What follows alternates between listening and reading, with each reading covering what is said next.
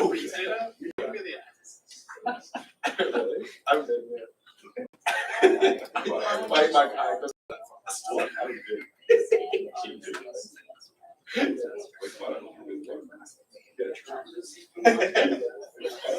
Okay, testing. Working. Okay, testing. Yeah, you good. Go for it. Just click hide here, and then click over there, and then you can use that. Okay. Okay. So now we're moving on to part 2. That was 3 essays of sexuality. So Freud comes up with the idea of the drive.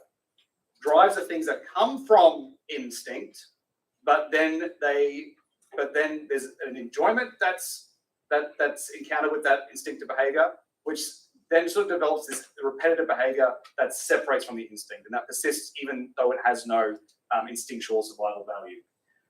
Now, beyond the pleasure principle, this is now when Freud comes up with the idea of death drive. And what motivates him to come up with the idea of death drive is that he's trying to treat World War I veterans who are basically have like what we'd call today PTSD. And what is confusing Freud is that these people who go through these traumatic situations are experiencing this trauma over and over again. That they'll just dream of these same horrible things happening. And there's this senseless repetition that doesn't seem to relate to anything. That doesn't fit into his theory of the pleasure principle. So why would that happen? And in his conjectures, he basically goes on this speculative. I know you would call it. He actually imagines, okay, where does life actually come from in the first place? And so this is where Freud gets a little bit mythical. And this is definitely Freud. This isn't anything that anyone knows. This is like Freud going, okay, I'm going to imagine life starting. But it becomes really important for what the death drive means. So this is what Freud imagines. At one time or another, by some operation of force, which still completely baffles conjecture, the properties of life were awakened in lifeless matter. Perhaps the process was a prototype resembling that other which later in a certain stratum of living gave rise to consciousness. The tension then aroused in the previously inanimate matter strove to attain an equilibrium. The first drive was present, that to return to lifelessness. Things get dark here. So so imagine you have inanimate matter and it becomes animate, it suddenly becomes alive. It's like, I'm alive.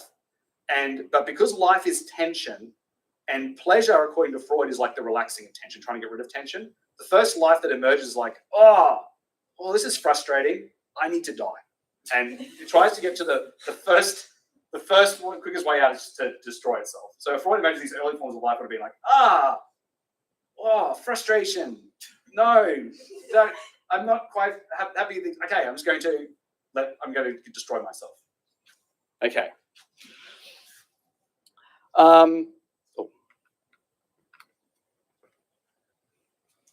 And then this is where Freud comes up with the 2 drives. He goes, okay, so then let's imagine there's this life drive, which is, I'm actually going to explain before I get to that. Okay, it's the next one. So then he says, okay, there's 2 life drives. Imagine that there's this life drive that actually seeks perpetuation of life and the existence of the organism. So this would be, okay, life emerges, but life has some sort of drive now to just survive, to keep itself going. And there's a death drive, which is like, I'm really frustrated with this living existence and I want to get rid of myself. And that's the drive for the release of all tension, for the release of dissolution.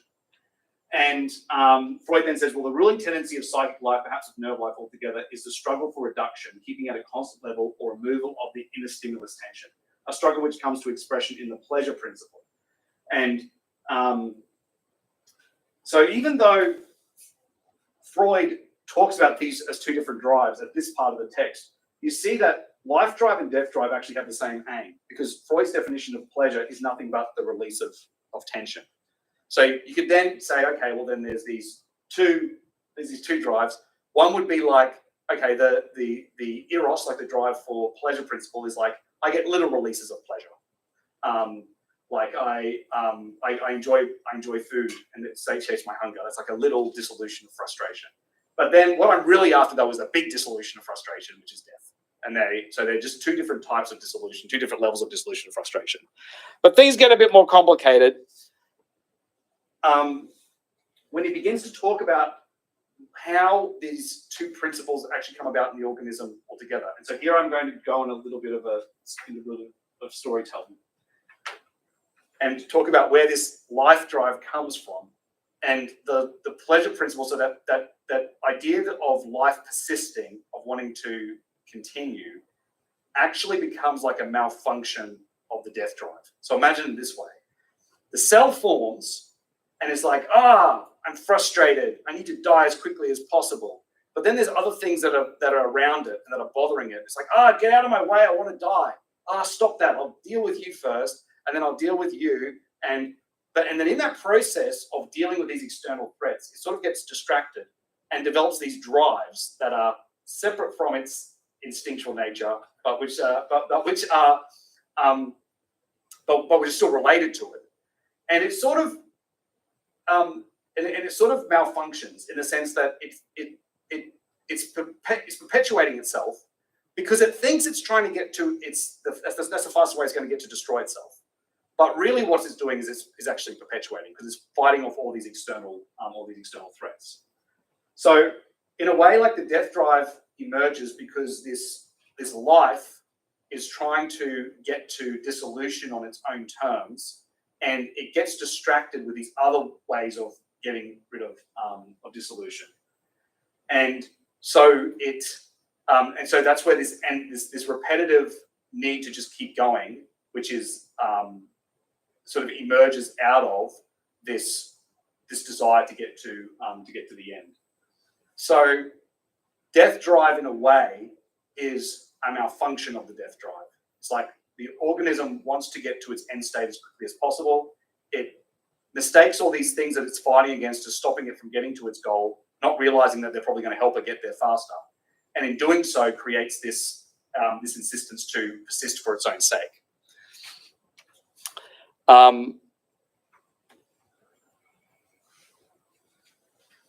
Now, what this allows you to do then is that this idea of the death drive being a persistence that just continues for its own sake, that's not now tied to anything, that then allows you to actually say, well, death drive is actually just another word for drive itself. So death drive doesn't become, so instead of saying, there's a pleasure principle and there's a death drive, what there is any time you have desire at all, that desire has drive in it, okay? And death drive is the name of the aspect of desire that is drive. So if you think of it this way, if you have an object of desire, I forget what example I used last week. Was it corn chips? Yeah. So if you have the object of desire, which is the corn chips, I have a desire for corn chips. And we all know that if you have that desire, then by definition, I have the desire, the corn chips themselves, the object of desire, and I have the object cause of desire, the thing that I want. Desire is, I can get to the corn chips and I want the corn chips and then I'll be happy. Drive is, no matter how many corn chips you give me, I'll still want more corn chips. Any packet of corn chips doesn't get me the corn chip. I need something other than the corn chip. So drive becomes this excessive, and I'm going to stop my headless again, acephalous, repetitive insistence on something that is beyond anything that's sort of in the natural world or beyond instinct, right? So all desire has that idea of drive. And the difference is this: when we talk about desire, it's like, okay, desire thinks I can get the object. What drive actually wants is to perpetually miss the object. It wants to persist on its own. So that, and this is Žižek's succinct definition of the drive. If you want to, and the most succinct definition is the reversal constitutive of the drive is the moment when in our engagement in a purposeful activity, the way towards this goal, the gestures we make to achieve it start to function as a goal in itself, as its own aim, as something that brings its own satisfaction. And so to bring that back to the organism develops, it wants to dissolve itself. To do that, it starts fighting off the things around it so it can dissolve itself on its own terms. that creates this excess of pleasure, this repetitive insistence on it just going for its own sake. Or in the case of sucking the thumb, or anything to do with sucking the thumb, it's like, well, it starts to function. At first, there's a goal, it's purposeful activity, getting milk, but then it turns into this gesture of sucking the thumb becomes the goal itself, and this repetitive gesture just becomes its own its own thing. The key thing, though, is that this drive and desire is not tethered to nature anymore. It comes from nature, but once it's there, it's no longer reducible to nature, which means that there's an element in all of human desire which doesn't fit into, I don't know what to call it, like the natural order. It's excessive. It's derailed. And the view of Aaron Schuster's book, The Trouble with Pleasure, I love this, just as an aside, but he provides a psychoanalytical explanation for the possibility of happiness. And it's basically that human beings sort of are created, we malfunction, but we're so, and basically we're just constantly doing things that make us unhappy, but we're so bad that we can't even do that properly, and as a result, every now and then we end up being happy. So there's sort of the dark view of psychoanalysis here. It's like life comes about, it's like this malfunction, but that malfunction becomes something that allows it's like an excess in human desire that is no longer attached to or reducible to the natural world. And that's the Panchik's point. The drive is the point where nature's own inherent impossibility or impasse gets articulated as such. So that's the next step, because the way I've just described it is actually slightly problematic. I've just said, in drive, human beings' desire derails, detaches from nature, and suddenly becomes its own thing that insists on its own course of action, irrespective of instinct and so on.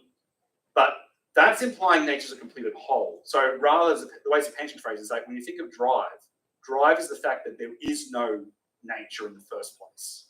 Drive's the name for the fact that nature produces these excesses that can't be reduced to nature. That idea that there being a natural order which is complete and whole and balanced, the drive shows that that's not what nature is. Nature is the thing that unnatures nature, and that's what drive is. Okay. And then again, this is Thwaites, which is just a brilliant explanation of this aspect of the drive. So it's not the concept of death drive is inconsistent. It is that death drive is a name for the inconsistency at the heart of drive itself. Drive is not to be thought of as some sort of project pushing on towards aims which are its own, if unknowable to those driven by them. That would perhaps be the last refuge of the homuncular, reassuring us that at base there is still a plan to the drive. Drive is blind. It never forms a totality. No matter how wide we throw the net, we cannot say this and only this at last is what the drive aims at. Drive is by definition deflection and obliquity. Wherever one stands, some component of drive is always pointing elsewhere. What we call death drive in all its paradoxicality is no more than the name for the blindness of drive, pure and simple. So now we move on to what does this have to do with German idealism? So first of all, the cogito. So think of the gesture by which Descartes, we talked about this last week, Descartes comes to create the cogito. He comes to it by doubting everything. So he doubts, we know, he does. Like he doubts the external world. He doubts, he could be dreaming. Maybe that everything is false. He doubts even that maybe mathematics is false. It could be an evil demon convincing it's true when it's not. The one thing he can't doubt is that I think, therefore I am. But because the only thing he can't doubt is this I think, therefore I am, this cogito, this thinking thing, you have to imagine that thing has been completely subtracted from everything in the world. Because that thing that thinks could have a completely wrong idea of what it is. So one of the things Descartes doubts, for instance, is maybe I'm not Descartes. Maybe I'm not French. Maybe I'm not a man. Maybe I'm just, maybe I'm just a brain in a vat. That's imagining all this. If we go back to Matrix or something. So can you see how in that cogito gesture, there's this point of absolute withdrawal from nature? There's a withdrawal from everything, and all you have is this empty thinking thing that's existing nowhere, just a thought, a thinking thing. So if you think of cogito as withdrawal, then you begin to see how the drive and the cogito relate to each other. In both cases, you have something where the substance that's there incompletes itself, creates an absence within itself, and you have a which is no longer able to fit into the coordinates of or in Descartes' case, the extended substance. So I'm going to talk about Kant's responses to Descartes here to sort of look at how germ idealism takes up this idea of the prototype. So in Critique of Pure Reason, Kant put one of his conditions for understanding. So one of the things that we have to we posit, we just have to assume is the case when we understand the world, is that there's a thing, there's a point where this unity, all these different perceptions are unified in the subject. And when you think of that unity of a perception, you just have to think of that as like a pure empty point of that is perceiving. That is, it's just a point where all the different perceptions that you have all the time are just unified into one thing. And Kant's point about I think therefore I am is it actually conflates the unity of a perception versus a substantial I that's actually thinking. Now it's arguable whether Descartes does conflate the two, but this is what Kant's point is. So you can imagine that I think therefore I am, that the first I here is actually that point of a perception. It's this empty thing that you just have to posit as thinking that may or may not exist, but you just have to assume it's there for thinking to happen. And the second could be Descartes. It could be this idea of some substantial thing. There's a mind existing somewhere that's thinking. That all this unity of a perception now has some solid identity. And what Kant wants to say is that this unit, I think therefore I am, all you're really finding is the unity of a perception. You're not able to say from that you have a concept of an empirical self. This unity of empty perception is just an X that must be posited for understanding. So his problem with I think therefore I am is just that, well, that I that's doing the thinking, that you're positing is doing this thinking, this empty X, which is just the unity of a perception, that's not the same thing as an existing thing. It's just something you're positing. It's something that you have to assume is the case. So what Kant does is he takes that I think therefore I am, and he puts a split into it between a unity of a perception, this empty subject, and a substantial thing. And what that really does for cogito is it makes it just this, it's now completely empty, right? That when you say I think therefore I am, saying I am is probably a bit too much. It's really just this empty X that is subtracted, okay? And so I'm just going to do some quotes from Critique of Pure Reason here. So we can, however, use the foundation of such a science, nothing but the simple but itself perfectly empty representation I, of which we cannot even say that it is a concept, but only that it is a mere consciousness that accompanies all concepts. So you can see that we can't think of that I am as an actual thing that exists, because it's just the unity of a perception is just a thing we posit to think at all. All we know is it's a category of the understanding. Through this I or he or it, the thing which thinks, nothing is represented beside a transcendental subject of thoughts equals X. And you see how he says that all that exists is this X. That's all you're saying is there. The subject is known only through the thoughts that are its predicates, and apart from them, we can never have the slightest concept of it.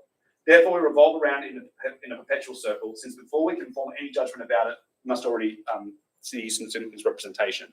And here you see this unity of a perception is something that's never going to be able to be known or understood. It's just always going to be posited, but you can never get to it because it's just always already there, right?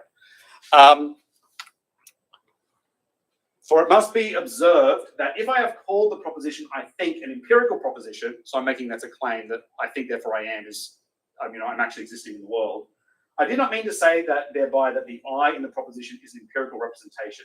It is rather purely intellectual because it belongs to thought in general. Without some empirical representation, however, which supplies the material for thought, the act, I think, would not take place, and the empirical element is only the condition of the application or of the use of the purely intellectual faculty. The point being here is that the I think, therefore I am, is really, if you're going to say it's an empirical representation, all you could really say is just pointing out that whenever that when I'm thinking anything, I must be positing this unity of a perception. That being said, I can't really make sense of I think therefore I am without having some empirical idea of self and so on. So there's something deceptive in Descartes saying I think therefore I am, because straight away we'll think it means, well, that means that I must exist. And Kant would say, well, what do you mean by I must exist? Who is I? Do you think yourself as a person? because this thing that it thinks isn't necessarily a person. And so that's where he sort of sees it has a problem with Descartes, that you have to, I think therefore I am, you have to just see it as this unity of a perception, this point that is just this pure point of thinking that's subtracted from every substance. And now you get Hegel. And what does Hegel do with Kant every time? Easy. You go from negative epistemological limitation to positive ontological condition. So Hegel just says, you know that I that you can never perceive because you're always positive, it's like always thinking. Any thought that you have, there always must be that you have a perception that's having that thought, that empty X. That emptiness, that nothingness is in reality. It's a thing. It's a nothingness that incompletes everything. So when Kant asserts that the transcendental subject is an unknowable empty X, all one has to do is confer onto that ontological status. The subject is that empty nothingness. And then you've got the subject as now existing in substance as a nothingness, as something that's not there at all, as this pure point of withdrawal. So now you can sort of see how these two things come together. So drive represents this way in which nature incompletes itself to produce this push, this sort of expression of a purposeless, insistent pushing towards just for its own sake. And the cogito, as determined through German idealism, is this empty point of X, this nothingness that must be in substance for anything like reality to emerge or to exist. And the two become, and when you say, well, what is this subject? What is it? This empty point of self-relating. That subject itself becomes like this expression of the death drive. It's like this subjectivity that's emerged from nature, but you can't reduce its purpose or what it is to any natural coordinates. You can't reduce it to instinct. You can't reduce it to sort of anything in substance. What it is the name for substance malfunctioning and producing things that are other than itself, which means that it will never be able to complete itself. And Žižek uses this quote all the time. So even though I'm citing this in, I'm not sure what book this is, 1921, in most books, he's written this quote. So this is Hegel. And you get this image of this, for him, this subject as a positively existing thing, this night of the world. Human being simply is this night, this empty nothing that contains everything in its simplicity, an unending wealth of many presentations, images, of which none happens to occur to him, or which are not present. This night, the inner nature that exists here, pure self, in phantasmagorical presentations, is nigh all around it. Here shoots a bloody head, there another white shape, suddenly here before it, and just so disappears. One catches sight of this night when one looks human beings in the eye, into a night that becomes awful. Yeah. So you sort of see this, and you can see how different that is from Kant. For Kant, this self, this X is like this, is just it's just like something you posit, just this logic, almost like a logical feature of any thought or perception. For Hegel, it's like, no, this is a nothing, and it's there, and who knows what's going on in that nothing. It's like, other than it's not something that can be that fits easily into nature. Yeah. So then the subject, if you think of that as an empty X, a self-relating negativity which withdraws from the natural order, which persists excessively for its own sake, irrespective of biological limitations or restrictions, you've thought of the death drive. And so the subject of death drive is manifests when there's a stubborn attachment to some object. And this is basically where the subject emerges. So if you're going to say, how do I know I see a subject in the world? For Žižek, is like when you see this, when irrespective of circumstances, I stubbornly attach myself to some accidental particular feature, to which I'm bound by no inherent necessity. This pathological attachment enables me to disengage myself from immersion in my particular life context. And this is what Hegel calls the infinite right of subjectivity. To risk everything, my entire substantial content, for the sake of some trifling idiosyncratic features that matters more to me than anything else. So even though the whole thing of the death drive is quite dark, like this idea that everything that comes about is sort of this malfunction, ultimately this idea of what it allows for are things like love. Like this, you attach yourself to a singular person or a singular point of existence, and that becomes an absolute for you, that you're willing to go all the way for, or an ethical cause of all those things. So, and you can see there, the subject as this thing that's withdrawn from nature mixes with the death drive as that which persists now for its own sake, that isn't restricted to or colonized by the symbolic or anything in the world. So very quickly, I'm going to finish on 3 implications for the drive. So the first one is obviously an obvious one, Nate. The drive means that nature is not all. And I think I've already covered that pretty clearly. So the drive is this positive, insistent, blind repetition that lacks any grounding, directional purpose other than its own malfunction. It's not part of substance, but it's also not separate from substance. It emerges from substance, but is where substance becomes incomplete with itself. And the drive shows how subjectivity is an effect of nature, yet not being consistent with itself. Which again, it's problematic to say, oh, it's beyond nature. It's not really. It's that nature itself isn't nature. That's what the drive means. Okay. And there's just some quotes about that. So what a true dialectical materialist has to insist on against vulgar materialism is that ordinary material objects are not the starting point out of which, through a process of idealization, the spectral of another sublime body is generated. On the contrary, to arrive at ordinary material reality, something in excess has to be subtracted from the real. And that dimension that resists that self-objectivization, that you can't fit into reality, is just the inhuman core of what German idealism calls negativity, the negative subject, and what Freud calls the death drive. And he just puts those two together now. So they're basically the same thing. They're the same thought. They're the point at which nature shows itself to be inconsistent with itself, at which substance becomes inconsistent with itself, and now suddenly persists for its own sake beyond those initial coordinates. So that's why you could never see that human beings as just another object among objects, because there's that excess, that drive. Now, I did say in my thesis that this does lead to a view of human exceptionalism, because Žižek does say human beings are different. There's a 0 degree of humanization, which is when you get caught in these closed self-propelling loops of repeating the same gesture and finding satisfaction in it. So, which would mean that which is again another reason why you can't just say human beings are just another animal. It's like no, this is drive and the way in which our desire operates, which means that that we can't just be reduced to nature. I've come to see that as really problematic, and not just think of him so much as saying human beings are exceptional. Because again, and Zipanchik makes a really good point about this. The point isn't so much that human beings are different from nature. It's more, again, the point that the very concept of animal is problematic. The very concept that an animal is because the drive shows that nature itself is inconsistent. So I've come to doubt this now, and I'm thinking that Žižek's point is, or his ontology is more that trying to make that distinction between human beings and animals is itself relying on this idea of a completed nature, which human beings are an exception of. No, human beings sort of, and this drive shows that nature itself is incomplete, and so it's problematic to just say there's human beings and there's animals. I haven't explained that well. And there's this.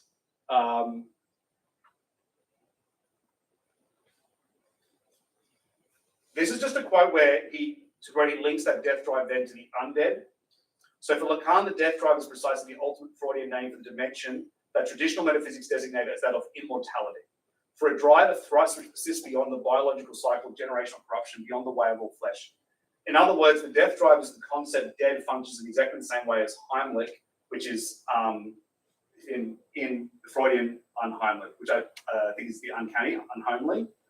As coinciding with its negation, the death drive designates the dimension of what horror fiction calls the undead, a strange, immortal, indestructible life that persists beyond death. Okay, the last thing, which is really important, is that this leads a vision of a world that involves a Felix Culpa, a fortunate fall. The idea here is that for Žižek, when it comes to ethics, evil comes first.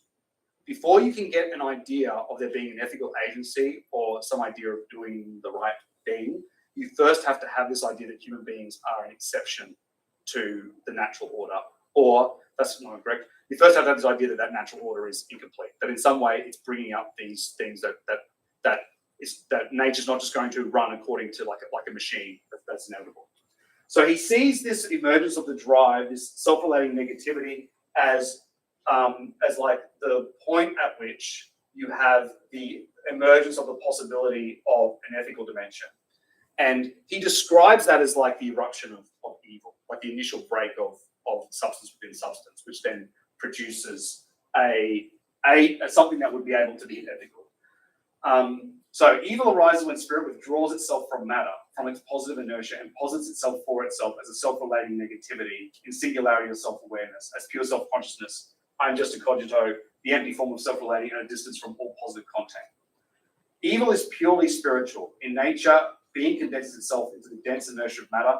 Spirit comes to exist by way of condensing itself to the punctuality of the self at a distance from nature, and is as such the very opposite of the transition from insubstantial to substance. It is the emergence of the insubstantial void in the midst of substantial nature. Which is why, Žižek will say things like, love is evil. And what he means by that is, in love, you choose someone in the world and you decide to stick with them no matter what.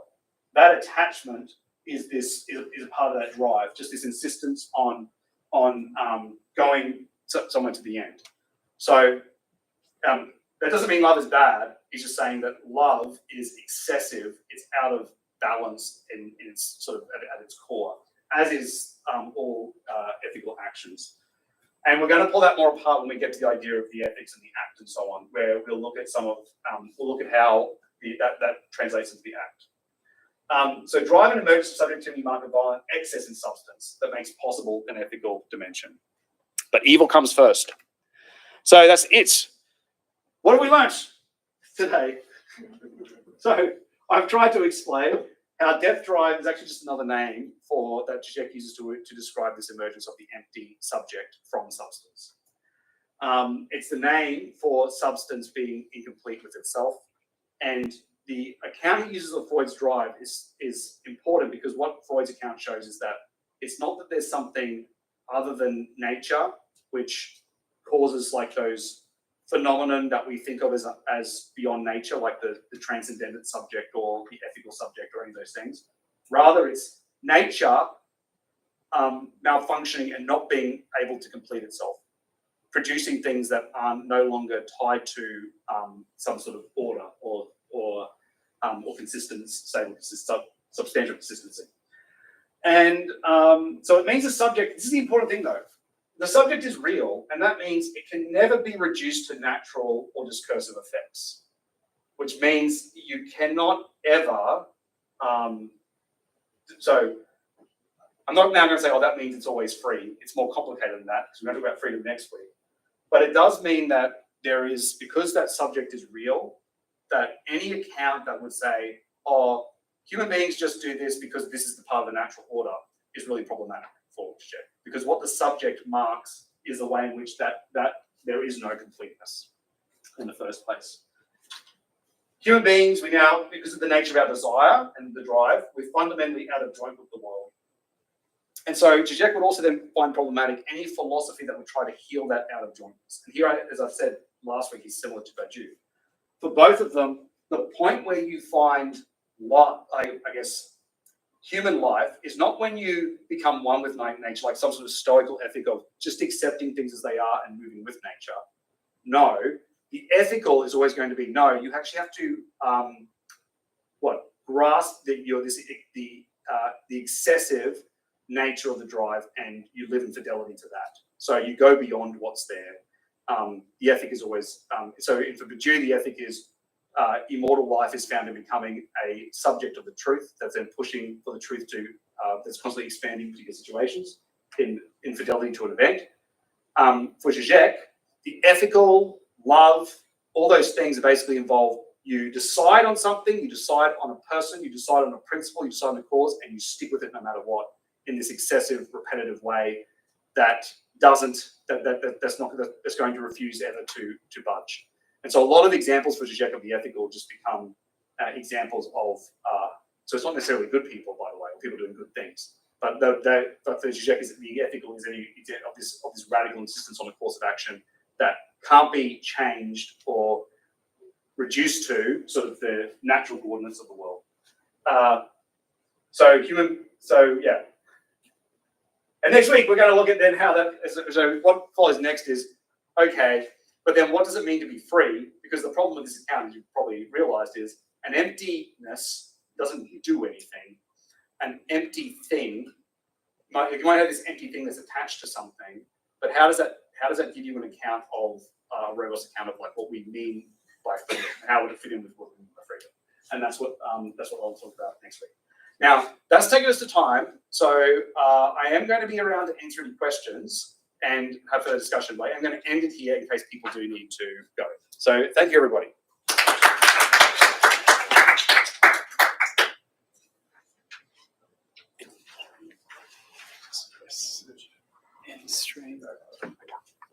Oh, it's on there, that's why.